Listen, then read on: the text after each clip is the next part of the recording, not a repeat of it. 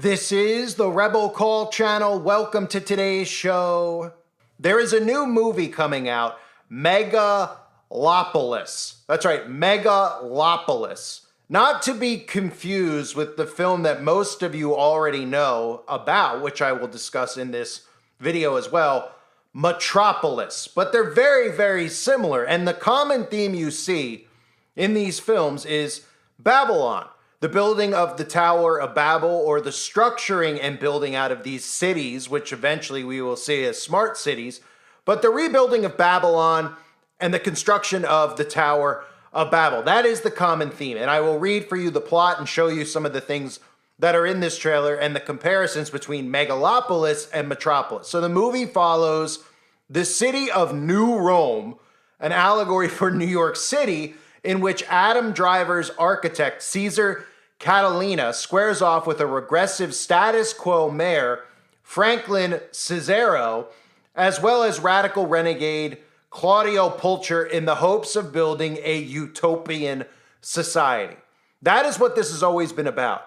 But a utopian society, in their eyes, is a society in which everybody is equal. Everybody is a slave under the ruling class. And that is the theme of this film. But they love to market this notion of smart cities now, which are the modern day Babylons, as being a utopian type of mentality where everybody is equal and everybody is free and there's no judgment. And that only comes, of course, under their enslavement laws, their enslavement rules, their ruling class having control over speech and having control over movement. That's what these cities really are about. But let's get to the first theme, which again is the Tower of Babel. I covered this with the Olympic ceremony. We saw Lucifer depicted in that closing ceremony and them building the Tower of Babel. That is really what we always need to think about when it comes to the New World Order. Most people don't realize that in the book of Genesis, chapter 11, what's being referenced in the Tower of Babel is exactly what they're trying to build now, right? We've seen Amazon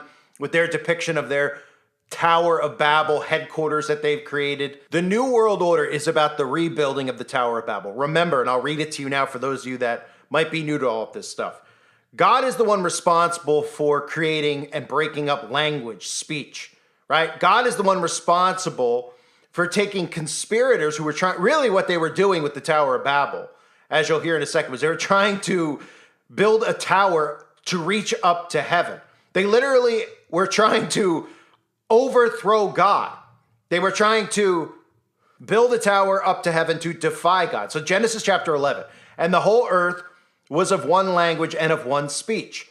And it came to pass as they journeyed from the east that they found a plain in the land of Shinar, and they dwelt there. And they said one to another, "Go to, let us make brick and burn them thoroughly." And they had brick for stone, and slime they for mortar. And they said, "Go to, let us build a city and a tower." That's Babylon and the Tower of Babel, whose top may reach unto heaven. And let us make us a name, lest we be scattered abroad upon the face of the whole earth. And the Lord came down to see the city and the tower, which the children of men built. And the Lord said, "Behold, the people is one, and they have all one language. And this they begin to do. And now nothing will be restrained from them, which they have imagined to do. Go to, let us go down, and there confound their language, that they may not understand one another's speech." So the Lord scattered them abroad from thence upon the face of all the earth, and they left off to build the city. Therefore is the name of it called Babel, because the Lord did there confound the language of all the earth, and from hence did the Lord scatter them abroad upon the face of all the earth. So remember the theme with a lot of these social media companies and with technology in general, connecting all of us, right?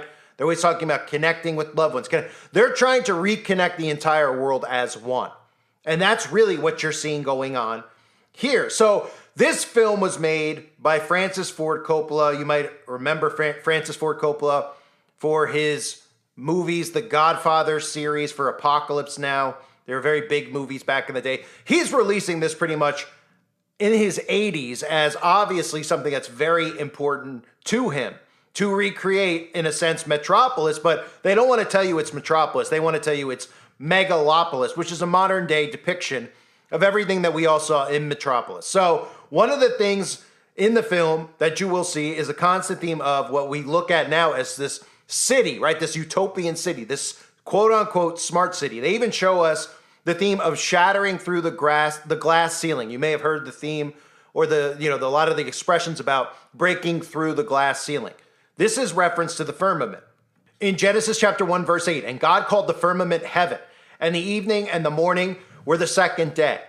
The Tower of Babel attempting to go up and break through and reach heaven, right? Like I just read to you in the book of Genesis. The notion of the glass ceiling has to do with recreating and building the Tower of Babel. They're not through with that, with attempting to do that, with uniting the nations as one.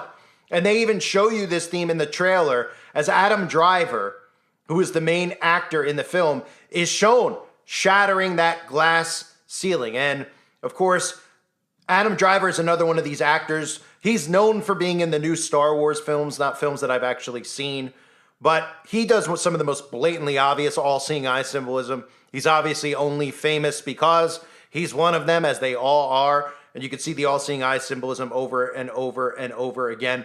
But I'm going to play for you the trailer now for Megalopolis, and keep in mind the theme of this, right? The theme of hope and the future and change, right? Change, moving forward, being progressive. That's the theme that they want you to think about, that people like us, that we have old world mindsets, right? Like they call us archival or like cavemen because we obey God's law, because we look at things through the eyes and the lens of God and the Bible and his word. They look at themselves as progressives, and they actually think by uniting the world as one that they're going to create this utopian society. And let me just read to you a quote from Francis Ford Coppola before I play the trailer. He says, "What's happening in America, in our republic, in our democracy, is exactly how Rome lost their republic thousands of years ago. Our politics have taken us to the point where we might lose a republic. And so it's not people who have become politicians who are going to be the answer.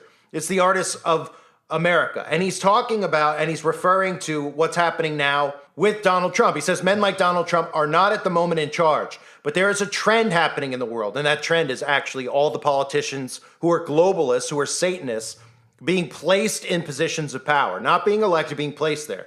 He says, men like Donald Trump are not at the moment in charge, but there's a trend happening in the world. There's a trend toward the more neo-right, even fascist division, which is frightening.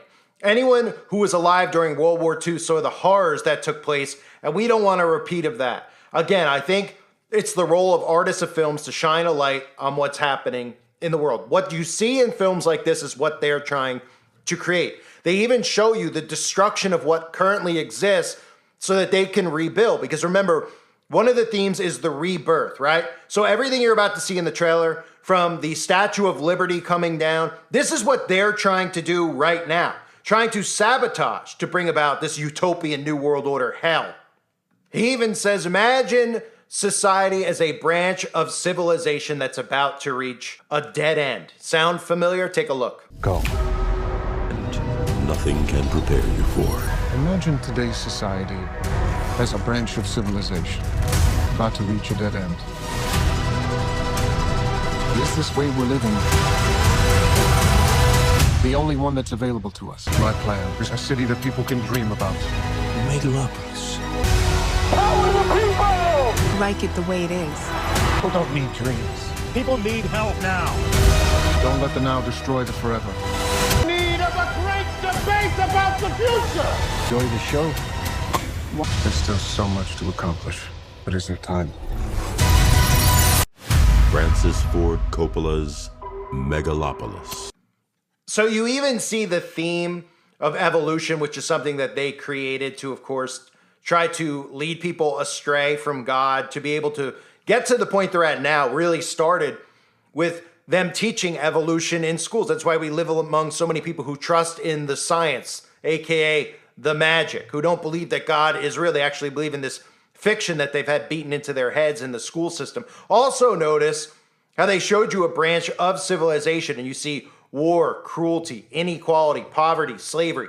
All common things that you see with what? The United Nations and Agenda 2030, right? What do we keep hearing about? Inequality, inequality, inequality, right? Poverty, slavery. But really what it's about is actually building a utopian society of slaves, which is what we would all be underneath this ruling class. So in the trailer, you saw, of course, all-seeing eye symbolism, because that's what this is really about, right?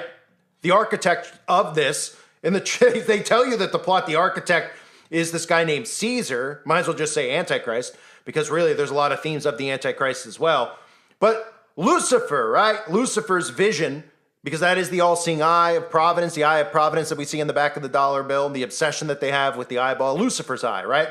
We see an eyeball in the trailer, but don't think anything of it.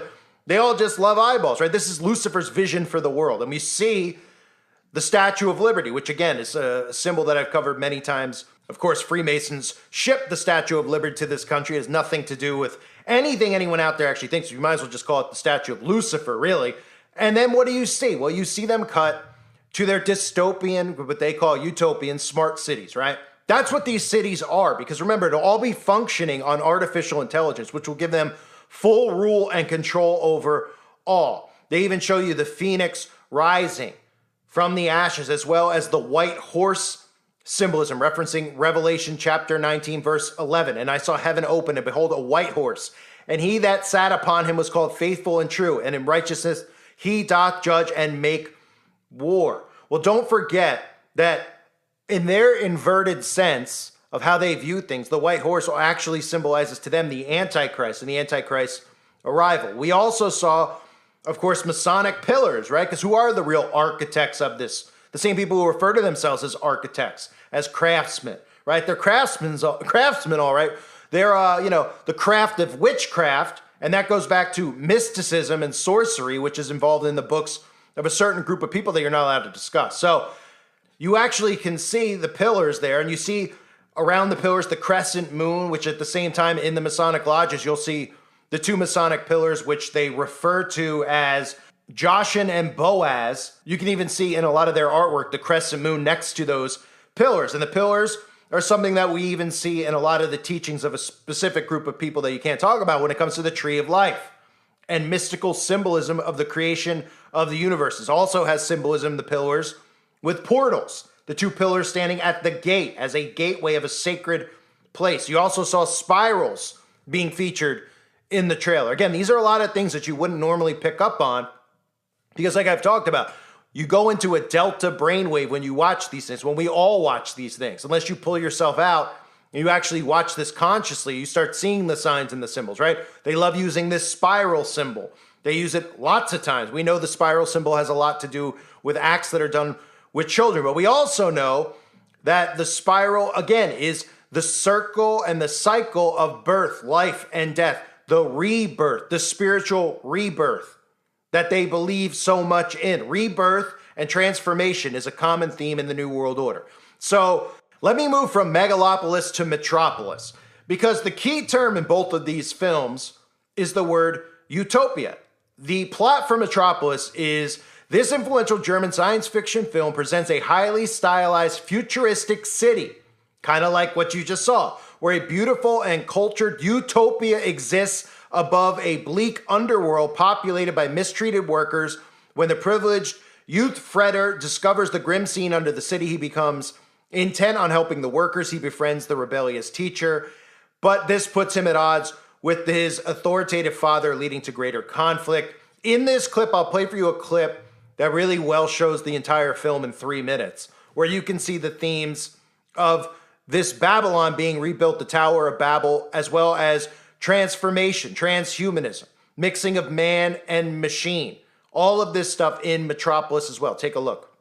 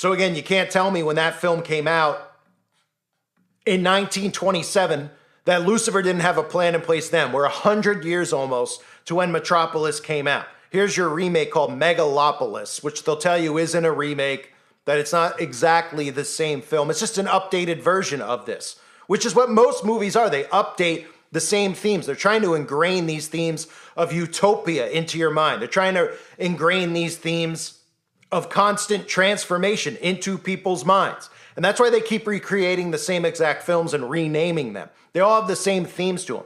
If they're not using it for predictive programming, to program you into believing things like that, we have at least half of our society believes that aliens are flying around in flying saucers, but they don't believe in demons. They don't believe in the fallen angels. They believe only in UFOs and aliens, and that's all come from that being polluted into their minds through propaganda and through all these movies over the years, and then mixing in how the government's hiding secrets from them about aliens on Mars and all that stuff, and it creates an alternate reality in their minds. So that's predictive programming. But this here, this common obsession that you can see, is this utopian society which will not exist, where they're brainwashing people into thinking that they can create this. It is going to be enslavement under the guise of love and tolerance and acceptance. That is the theme that most people out there do not see with this utopian hell. You will be giving up all human rights to Lucifer and his minions. And the constant obsession that you see is the recreation of the Tower of Babel. I thank everybody for being here. Hope you're all doing well. God bless you as always and your families.